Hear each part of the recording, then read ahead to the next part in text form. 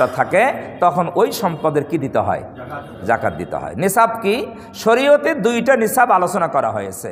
একটা হলো আবিধানিক অর্থ, যাকাত মানে হলো বৃদ্ধি হওয়া। কি যাকাত মানে? বৃদ্ধি হয়, এটা আবিধানিক অর্থ। তা যাকাত যারা দেয়, টাকা 1 লাখ ছিল, 1 লাখে যাকাত কত?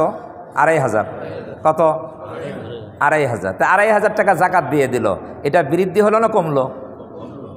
হ্যাঁ, কমলো না? বাস্তবে কি হলো? কমলো। কিন্তু যাকাতের অর্থ হলো বৃদ্ধি হওয়া, আমরা দেখতেছি কি হলো? কমলো। এখন এই বৃদ্ধি হওয়া এটা কেন এর অর্থ হলো? প্রশ্ন আসে। যাকাতের আরেক অর্থ হলো পবিত্র হওয়া, পরিশুদ্ধ, পবিত্র। সেটা কি?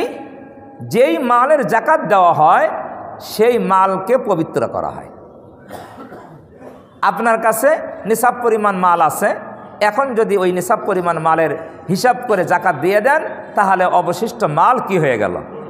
পবিত্র হলো।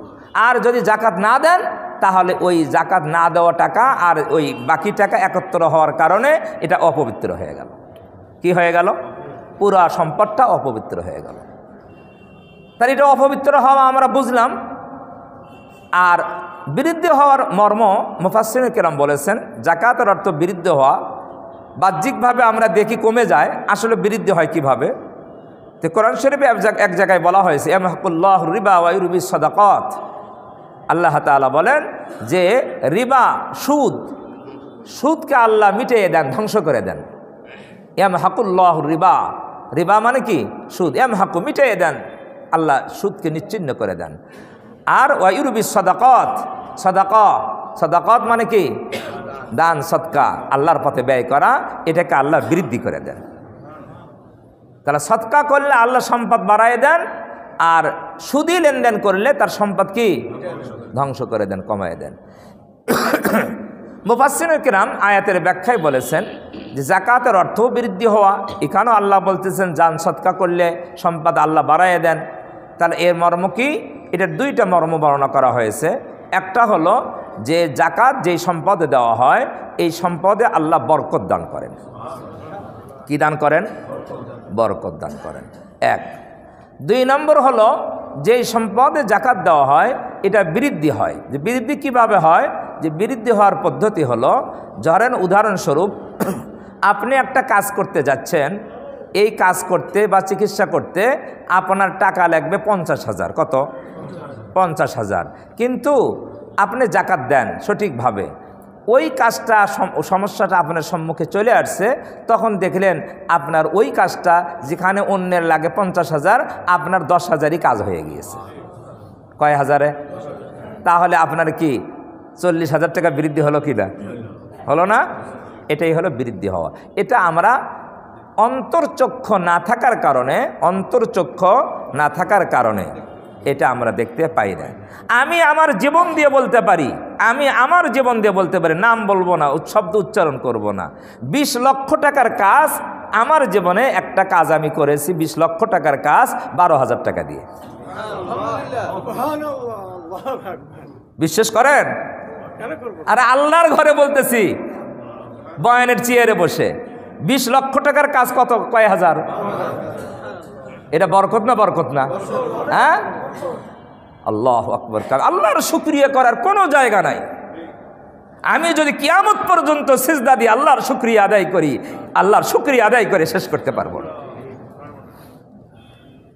এটা তো একটা ঘটনা বললাম, এইরকম আমার জীবনে অনেক ঘটনা আছে, এটা বলা যাবে না।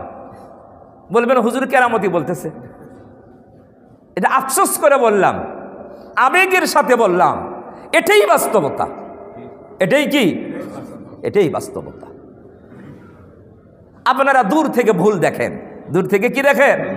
হুজুরের এত টাকা না, এত টাকা না, আসলে কমের মধ্যেই কি হয়ে যায়? বরকত হয়ে যায়।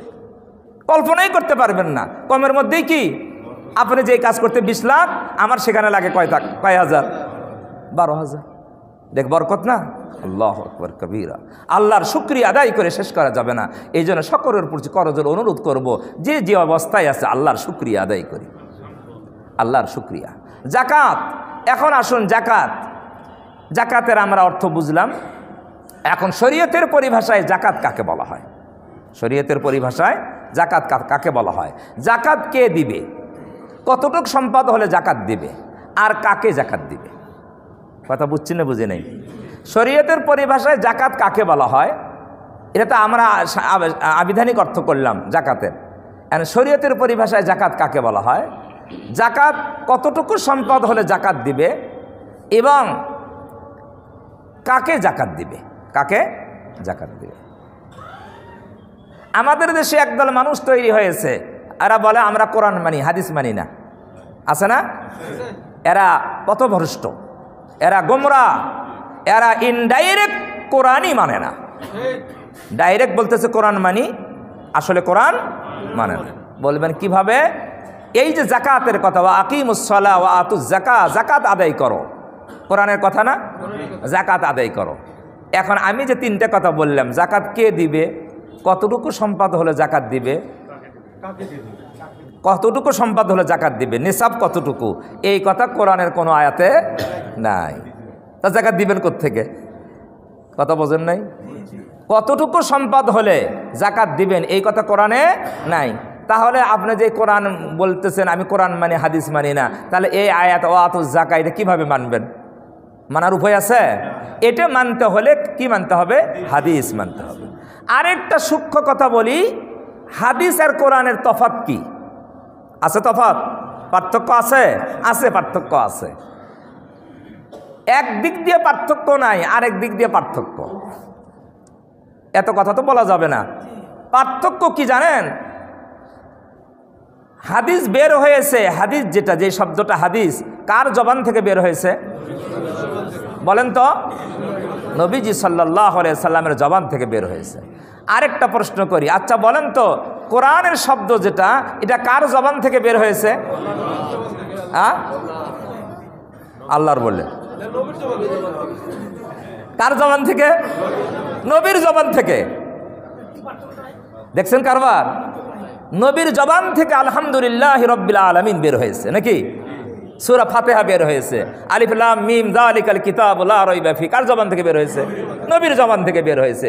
নবীর জবান থেকে বের হওয়ার পরে নবী বলছে এটা কোরআন। কে বলছে? এটা কোরআন, অমুক সূরার আয়াত, অমুক জায়গায় লেখো। আর যেটার ব্যাপারে নবীর জবান থেকে বের হয়েছে নবী বলেন নাই এটা কোরআন, সেটা হলো হাদিস। কথা বুঝছেন না বোঝেন নাই? দুইটাই কার জবান থেকে বের হয়েছে? এখন খুব ভালো করে বোঝেন, আপনি যদি হাদিস না মানেন তাহলে তো কোরআনই মানার সুযোগ নাই। কারণ হাদিস তো নবীর জবান থেকে বের হয়েছে, কোরআনও নবীর জবান থেকে বের হয়েছে। নবী বলছে এটা কোরআন, এটা তো হাদিস। তো এই কথা যদি না মানেন তাহলে কোরআন কেমনে আপনি চিহ্নিত করবেন এটা কোরআন? কথা বোঝেন নাই? কোরআন নবীর কথা ছাড়া কোরআন চিহ্নিত করার কোনো উপায় নাই। এটাই যে কোরআন, এই কথা বলছে কে? এই যে নবী বললেন এইটা কোরআন, এর নাম হাদিস। এর নাম কি? হাদিস। তাহলে হাদিস ছাড়া কোরআন মানার কোনো উপায় নাই। তাহলে যারা বলে আমরা হাদিস মানি না, তারা হলো ভ্রান্ত, শয়তানের খপ্পরে পড়েছে। এরা ইসলামের দুশ্মন, ইহুদি খ্রিস্টানদের দালাল। এদেরকে টাকা পয়সা দিয়ে মুসলমানদেরকে ইসলাম থেকে, দিন থেকে দূরে সরে নেওয়ার জন্য পায়তারা করতেছে। কথা বুঝছেন না বোঝেন নাই? এত বড় ইসলামের দুশ্মন এরা, এটা কল্পনাও করা যাবে না। কিন্তু স্লোগানটা ভালো। স্লোগান কি ভালো না? আমরা কোরআন মানি, স্লোগানটা খারাপ না ভালো? হ্যাঁ, ভালো স্লোগান। এই ভালো স্লোগানের মধ্যে আছে মতলব খারাপ। কথা সত্য, মতলব হ্যাঁ, কথা সত্য, মতলব খারাপ। কিন্তু যারা বলতেছে অনেক সময় তারাও বোঝে না। কারণ ওর কলকাঠি নাড়াইতেছে তো কি আরেকজন অন্য জায়গার থেকে। কে নাড়াইতে কলকাঠি ও সেটাও জানে না, সে ওটাও জানে না। আল্লাহ তাআলা আমাদের বোঝার তৌফিক দান করেন। নিসাব, এখন আসেন নিসাব। মালের যদি নিসাব পরিমাণ মাল থাকে, ওই নিসাব হওয়ার পরে 1 বছর তার কাছে সম্পদটা থাকে, তখন ওই সম্পদের কি দিতে হয়? জাকাত দিতে হয়। নিসাব কি? শরীয়তে 2টা নিসাব আলোচনা করা হয়েছে। একটা হলো স্বর্ণের নিসাব, আর একটা হলো রূপার নিসাব। স্বর্ণের নিসাব হলো 7.5 তোলা বা 7.5 ভরি স্বর্ণ। 7.5 ভরি স্বর্ণ এটা নিসাব। 52.5 ভরি রূপা এটা কি? নিসাব। নিসাব কয়টা? 2টা শরীয়তের নিসাব। একটা হলো 7.5 ভরি স্বর্ণ অথবা 52.5 ভরি রূপা। কারো কাছে যদি 7.5 ভরি স্বর্ণ থাকে, কি থাকে? 7.5 ভরির স্বর্ণ থাকে, রূপা নাই, টাকা নাই, আর ব্যবসায়িক পণ্য নাই, কিচ্ছু নাই, অন্য কোনো সম্পদ নাই, 7.5 ভরি কি আছে? স্বর্ণ আছে। তাহলে এই 7.5 ভরি স্বর্ণের তাকে কি দিতে হবে? কারণ সে নিসাবের কি? মালিক। আর এই নিসাব হওয়ার পরে 1 বছর এই 7.5 ভরি স্বর্ণ তার কাছে থাকতে হবে। কারো কাছে যদি 52.5 ভরি রূপা থাকে, তাহলে সে নিসাবের মালিক। 1 বছর যদি এই রূপাটা তার কাছে থাকে, তাহলে তাকে কি দিতে হবে? এর 40 ভাগের 1 ভাগ কি দিতে হবে? জাকাত দিতে হবে। 52.5 ভরি রূপা এখন কারো কাছে আছে, এরকম লোকের সংখ্যা খুব কম। কম না বেশি? 52.5 ভরি রূপা কেউ কিনে রাখবে? রূপা কি মানুষ স্বাভাবিক ব্যবহার করে না? সোনা ব্যবহার করে। সোনা পাওয়া যাবে, 7.5 ভরি সোনা এরা অনেকের কাছেই পাওয়া যাবে। গ্রামগঞ্জে না থাকলেও শহরে আলহামদুলিল্লাহ অনেকের কাছে কি আছে সোনা। স্বর্ণ 7.5 ভরি নয়, 30 ভরিও আছে, তারও বেশিও আছে। হ্যাঁ, ভরিও আছে, আলহামদুলিল্লাহ, আল্লাহর দান। স্বর্ণ এখন আসেন, 7.5 ভরি স্বর্ণ কারো কাছে নাই, 52.5 ভরি রূপাও কারো কাছে নাই, কিন্তু ব্যবসায়িক মাল আছে অথবা তার নগদ টাকা ব্যাংকে গচ্ছিত আছে বা কাছেই আছে। বুঝছেন না বোঝেন নাই? সোনাও নাই, রূপাও নাই, টাকা আছে বা ব্যবসা করে, ব্যবসায়িক পণ্য আছে। এখন এই ব্যক্তির নিসাব আছে না নাই? হ্যাঁ, কিভাবে? সোনা তো নাই, টাকাও নাই, রূপাও নাই। হ্যাঁ, এই তো আপনারা বোঝেন, আলহামদুলিল্লাহ। এখন দেখতে হবে এই 2টা নিসাবের কোনো একটা নিসাবের, 2টা নিসাব তো, তার কোনো একটার সমপরিমাণ অর্থ যদি কারো কাছে থাকে, তাহলে সে নিসাবের মালিক। 2টার কোনো একটা বলতে, এখন স্বর্ণের দাম প্রায় 1.5 লাখ টাকা ভরি, আর রূপার ভরি হলো 2100-2200 টাকা ভরি। কত? 2100-2200 টাকা ভরি রূপার। তাহলে আকাশ জমির পার্থক্য না?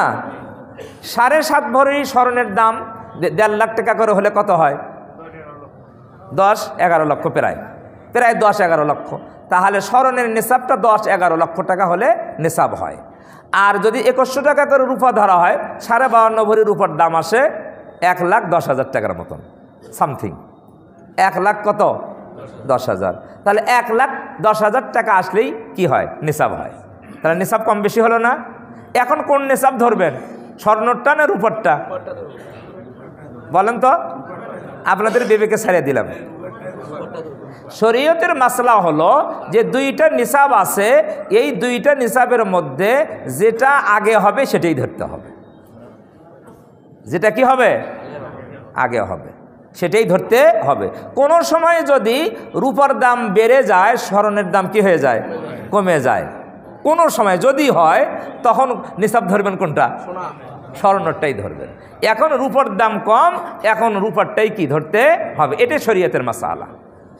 অনেকে মনে করে আমার তো 10.5 লাখ টাকা নাই, অথবা আমার তো জাকাত নিসাব হয় নাই। মাসলা বোঝে নাই। তাহলে বর্তমানে আমরা হিসাবপাতি করে দেখেছি, গতকালকে হিসাব করছি আমি কয়েকটা দোকানে গিয়ে, যে 1,10,000 টাকাই যদি কারো কাছে থাকে, আর এই টাকা যদি 1 বছর তার হাতে থাকে কমপক্ষে, বেশি হলে তো কোনো প্রশ্নই নাই, তাহলে সে নিসাবের কি? মালিক। তা নিসাবের মালিক হলে তাকে কি দিতে হবে? তার উপরে জাকাত ফরজ। নামাজ যেমন ফরজ, নিসাবের মালিকের উপরে 1 বছর পূর্তি হলে জাকাত দেওয়া কি ফরজ। এখন এই ব্যক্তি যদি জাকাত না দেয়, তাহলে কি করলো? ফরজ তরক করলো, ফরজ তরক করলো। আর যদি মনে করে জাকাত দেওয়া লাগবে না, আমি তো ট্যাক্স দেই, জাকাত দিতেই হবে না, যদি এটা মনে করে তাহলে ঈমান নষ্ট হয়ে যাবে, ঈমান চলে যাবে। আর যদি মনে করে জাকাত দিতে হবে কিন্তু দেয় না, কথা বোঝে নেই, প্রশ্ন কিন্তু দুইটে। একটা মনে করে দেওয়াই লাগবে না, তো জাকাতকে অস্বীকার করলো, তাহলে সে মুসলিম থেকে খারিজ। আর যদি মনে করে দিতে হবে কিন্তু দেয় না, ঈমান থাকবে, কি হবে? পাক্কা গুনাহগার হবে, পাক্কা ঈমানদার পাক্কা গুনাহগার হবে। এই গুনার শাস্তি কি? কোরআন শরীফে আছে, والذين يكنزون الذهب والفضة ولا ينفقونها في سبيل الله فبشرهم بعذاب عليم। স্বর্ণ রূপা টাকা পয়সা যারা জমা করলো, তার যাকাত দিল না, আল্লাহর পথে ব্যয় করলো না, আল্লাহ তাআলা নবীজিকে বলেন ফাবাশশিরহুম বিআযাবিন আলিম, তাদেরকে যন্ত্রণাদায়ক শাস্তির সুসংবাদ দান করেন। শাস্তির আবার সুসংবাদ হয় নাকি? হ্যাঁ, শাস্তির তো দুঃসংবাদ হয়, সুসংবাদ হয় না। আল্লাহ বললেন ফাবাশশিরহুম বিআযাবিন আলিম, তাদেরকে যন্ত্রণাদায়ক শাস্তির সুসংবাদ দেন। এর কেন বললেন? আল্লাহ মনে হয় ভাষা বোঝে না? না বোঝে? ভাষা জ্ঞান কি আল্লাহর কম? না না, আল্লাহর ভাষা জ্ঞান কম না। আল্লাহ এখানে তিরস্কার করে বলেছেন, কি করে? তিরস্কার করে বলেছে, এদেরকে সুসংবাদ দাও, শাস্তির সুসংবাদ দাও, কারণ তারা এই সম্পদের জাকাত হক আদায়, জাকাত দেয় নাই, আল্লাহর পথে ব্যয় করে নাই। তারা মনে করছিল এই সম্পদ তার কল্যাণে আসবে, উপকারে আসবে, ব্যাংকে জমা রাখছে, কিন্তু এই সম্পদ তাকে কোনো উপকার দিবে না। দিবে? এই সম্পদ তার কোনো কল্যাণে আসবে না। আল্লাহ বলেন এর পরের আয়াত, ইয়াউমা ইউহমা আলাইহা ফি নারি জাহান্নামা ফাতুকওয়া বিহা জিবাহুহুম ওয়া জুনুবুহুম ওয়া যুহুরুহুম হাযা মা কানাসতুম লিআনফুসিকুম ফাযুকু মা কুনতুম তাকনিজুন। আল্লাহ বলেন কিয়ামতের দিন যেই সম্পদের যাকাত দেওয়া হয় নাই, এই সম্পদগুলো জাহান্নামের আগুনে দগ্ধ করা হবে, উত্তপ্ত করা হবে, সে কি তাপ দেওয়া হবে। কোনো লোহা যখন আগুনের মধ্যে ঢুকিয়ে দিয়ে আগুনের মধ্যে গরম করা হয়, লোহাটা লাল টকটকা হয়ে যায়, হয় কি না? এই সম্পদগুলো যার জাকাত দেওয়া হয়নি, জাহান্নামের আগুনে এরকম লাল টকটকা করা হবে। এরপরে আল্লাহ বলেন ওয়াজিবা ইয়াউমা ইউহমা আলাইহা ফি নারি জাহান্নামা ফাতুকওয়া বিহা জিবাহুহুম ওয়া জুনুবুহুম ওয়া যুহুরুহুম, তার কপালে সেক দেওয়া হবে, তার পাজরে সেক দেওয়া হবে, তার পিঠে সেক দেওয়া হবে, আর বলা হবে ফাজুকু আস্বাদন করো, কি করো? চাখো, চাখো, আচ্ছাদন করো, ফাজুকু মা কুনতুম তাকনিজুন, যেই সম্পদ তুমি জমা রেখেছিলে, জাকাত দাও নাই, তার আস্বাদন এখন গ্রহণ করো। হাদিসের মধ্যে আসছে আল্লাহ নবী সাল্লাল্লাহু আলাইহি ওয়াসাল্লাম বলেন, যারা জাকাতের নিসাব পরিমাণ সম্পদ হওয়ার পরে হিসাব করে জাকাত দেয় না, নবীজি বলেন এই সম্পদগুলো কিয়ামতের দিন বিষাক্ত সাপে রূপান্তরিত হয়ে যাবে। আর এই সাপ ওই ব্যক্তির গলা পেঁচিয়ে ধরবে, আর তার চেহারায় সবল মারতে থাকবে, দংশন করতে থাকবে, আর বলবে আনা কানজুকা ওয়া মালুকা, আনা কানজুকা ওয়া মালুকা। সাপ বলবে, সাপ আসলে সাপ না মাল? আসলে টাকা, আসলে কি টাকা রূপান্তরিত হবে কিসে? সাপে। এখন টাকা সাপে রূপান্তরিত হয়ে সাপ কথা বলবে যে আমি তোমার সম্পদ, আমি তোমার মাল, এই কথা বলবে, আর তার চেহারায় কি করবে? সবল মারতে থাকবে, বিষাক্ত সাপ হাদিসের মধ্যে আসছে। তাহলে বলেন জাকাত না দিলে এই পরিণতি, তাহলে এই পরিণতি ভালো না জাকাত দেওয়া ভালো? হ্যাঁ, মৃত্যুর হাত থেকে কেউ আমরা বাঁচতে পারবো? এই সম্পদ চিরজীবন হাতে রাখতে পারবো? যার যে সম্পদ আছে, এখন যদি আমার মৃত্যু হয়ে যায়, সাথে সাথে ওই সম্পদ অন্য মালিক হয়ে যাবে, সন্তানেরা মালিক হবে, স্ত্রী মালিক হবে, যারাই থাকবে তারাই মালিক হবে। আমি উপার্জন করলাম, আমি কিন্তু এই সম্পদের দ্বারা উপকৃত হতে পারলাম না। কষ্ট করে উপার্জন করলাম, কিন্তু কষ্ট তো উপার্জন করতেও কষ্ট হলো, এরপরে মৃত্যুর পরে আবার ওই সম্পদের কারণে শাস্তি ভোগ করতে হলো। এর চেয়ে বোকা মানুষ আর আল্লাহর দুনিয়ায় থাকতে পারে না। আল্লাহ আমাদের বোঝার তৌফিক দান করেন। তাহলে শতকরা 2.5% জাকাত দিতে হবে নিসাব পরিমাণ সম্পদের মালিক যারা আছেন। সেটার ব্যবহৃত জিনিসের জাকাত আসে না। ব্যবসায়িক পণ্যের কি আসে? জাকাত আসে। গচ্ছিত টাকার কি আসে? জাকাত আসে। ব্যবহৃত সোনার উপর জাকাত আসে। ব্যবহৃত সোনার উপর কি আসে? জাকাত আসে। গচ্ছিত টাকার জাকাত আসে। এখন আসেন, কারো কাছে কিছু সোনা আছে, কিছু রূপা আছে, কিছু টাকা আছে, কিছু ব্যবসায়িক মাল আছে, সবগুলোর মূল্য একত্র করে যদি হিসাব করা যায় তাহলে যদি 1,10,000 টাকা হয়ে যায়, কথা বোঝেন নাই? কিছু সোনা, কিছু রূপা, অথবা সোনার উপায় নাই, কিছু টাকা, কিছু ব্যবসায়ী পণ্য, সব কিছুর মূল্য যদি একত্র করে 1,10,000 টাকা হয়ে যায় তাহলে সে নিসাবের মালিক। প্রত্যেকটা আলাদা আলাদা হওয়া লাগবে না, কথা বুঝছেন না বোঝেন নাই? অনেকে প্রত্যেকটা আলাদা আলাদা মনে করে, আমার ওই ব্যাংকের টাকা ওটা আলাদা, ওই ব্যাংকের টাকা ওটা আলাদা, কাছে যেটা আছে এটা আলাদা, সোনা যেটা আছে ওটা আলাদা, ব্যবসায়ী মাল যেটা আছে ওটা কি? না না, আলাদা না, সবগুলো কি করা লাগবে? এক জায়গায় করতে হবে। যোগ করে কি মূল্য এক জায়গায় করতে হবে। এক জায়গায় করে যদি নিসাবের সমপরিমাণ হয় তাহলে আপনি নিসাবের মালিক, আপনাকে কি দিতে হবে? জাকাত দিতে হবে। কথা বুঝে আসছে না আসে নাই? খুব সংক্ষেপে বলছি। জাকাত আমরা বুঝতে পারলাম জাকাত কে দিবে। এখন আসেন কাকে দিবে, কাকে দিবে। কোরআন শরীফে সূরা তাওবা 60 নম্বর আয়াতে জাকাত কাদেরকে দিতে হবে এই কথা আল্লাহ বলেছেন। 8 প্রকারের লোককে জাকাত দেওয়ার কথা বলা হয়েছে। 8 প্রকারের মধ্যে মূলে 7 প্রকার হলো একই প্রকার, নাম আলাদা, মূলে এক। নাম 7 প্রকারের নাম কি? আলাদা, আর মূলের দিক দিয়ে এক। বলবেন সেটা কি? মূলে হলো গরিব। ইন্নামাস সাদাকাতু লিল ফুকারা ওয়াল মাসাকিন, ফকিরকে জাকাত দিবে, মিসকিনকে জাকাত দিবে। ফকির হলো গরিব, মিসকিনও কি? গরিব। মিসকিন গরিব না? গরিব। ওয়াল আমিলিনা আলাইহা, এটা রাখলাম। ওয়াল মুআল্লাফাতি কুলুবুহুম, মুআল্লাফাতি কুলুবুহুম নবমুসলিম কি? নবমুসলিম যদি গরিব হয় তাকে জাকাত দেওয়া যাবে, নবমুসলিম যদি ধনী হয় তাকে জাকাত দেওয়া যাবে না। সাধারণত নবমুসলিমেরা গরিব হয় যখন অন্য ধর্ম থেকে ইসলামে দীক্ষিত হয়, তার সম্পদগুলো বাজেয়াপ্ত হয়ে যায়, তাকে সম্পদ দেওয়া হয় না, বাপের ওয়ারিশ বানানো হয় না, এই জন্য নবমুসলিম সাধারণত গরিব হয়। তার এটাও গরিব। তারপরে বলা হয়েছে ওয়াল গারিমিন আলাইহা, গারিমিন ঋণগ্রস্ত। ঋণগ্রস্ত, টাকা ছিল এখন আর টাকা নাই, ঋণগ্রস্ত হয়, গরিব হয়ে গেছে না? ঋণগ্রস্তকে জাকাত দেওয়া যাবে। আরেকটা হলো গোলাম আজাদ করা। কি গোলাম আছে আমাদের দেশে এখন? কোনো সময় যদি গোলামের প্রথা আসে, ওটার ব্যাখ্যা আলাদা। গোলামের প্রথা যদি আসে তখন তাদেরকে জাকাত দেওয়া যাবে মুক্তি পাওয়ার জন্য। তারপর ফি সাবিলিল্লাহ, আল্লাহর পথে যারা আছে, অল মুসাফির, যারা মুসাফির। এই যে 8 প্রকার 7 প্রকার বললাম, সবগুলো মূলে কি? গরিব। মুসাফির গরিব হইতে হবে। কি আল্লাহ রাস্তায় যারা আছে তাদেরকে গরিব হইতে হবে। নবমুসলিম তাকে কি হতে হবে? গরিব হতে হবে। তাহলে ঋণগ্রস্ত তাকে গরিব হতে হবে। তাহলে সবাই যদি গরিব, ঋণগ্রস্ত কি হতে হবে? গরিব হতে হবে। তাহলে সবগুলোর মূলে কি? গরিব। গরিবের সংজ্ঞা কি? হ্যাঁ, গরিবের সংজ্ঞা কি?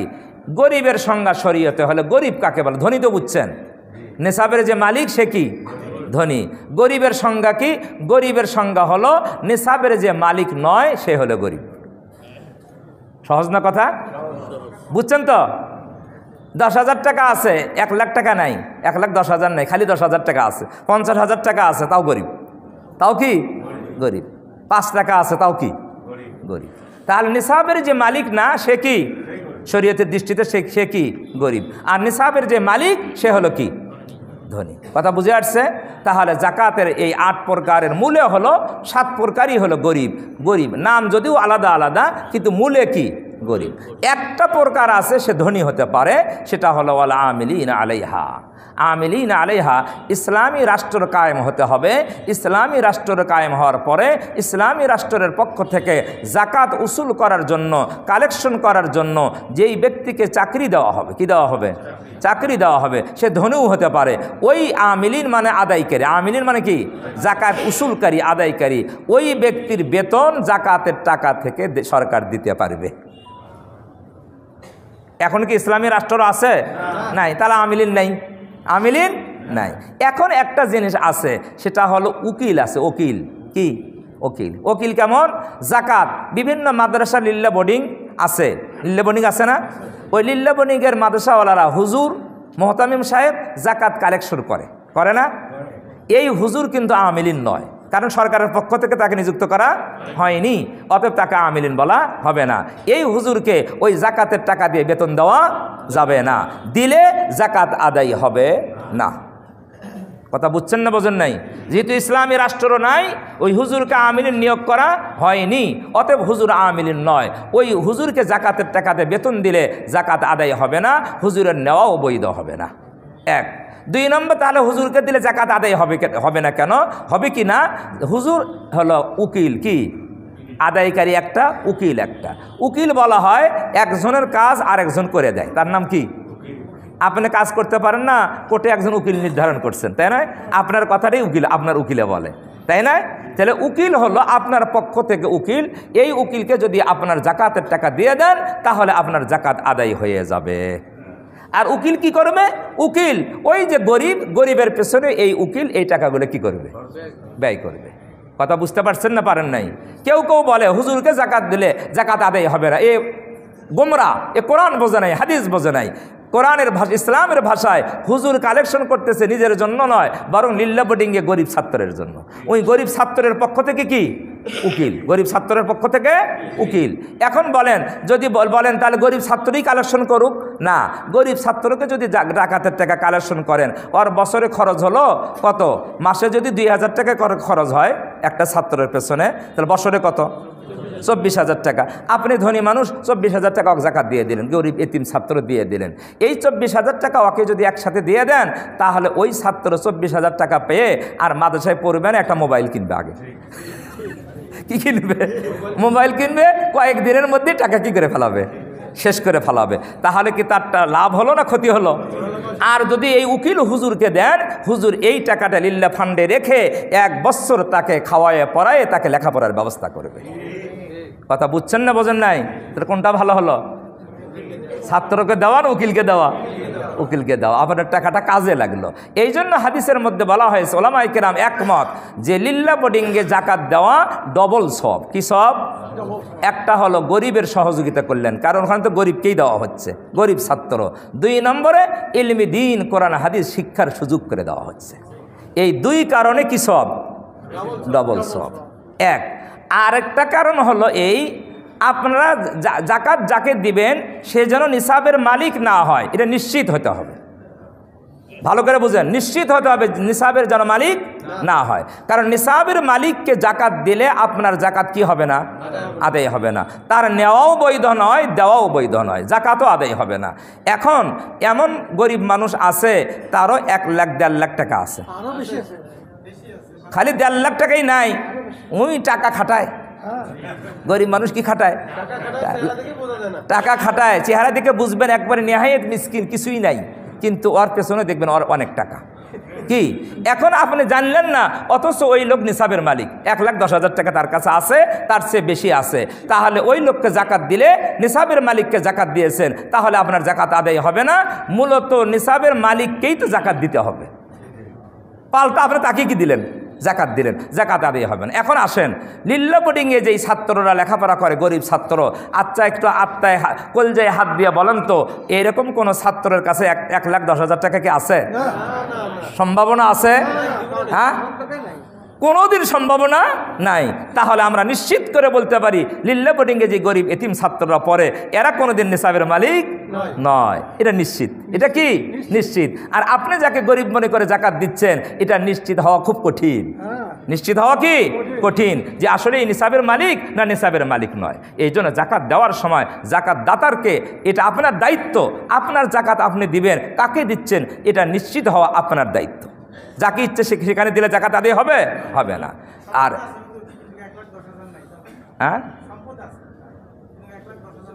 হ্যাঁ না, জমির উপরে তো জাকাত আসবে না, বাড়ির উপরে জাকাত আসবে না।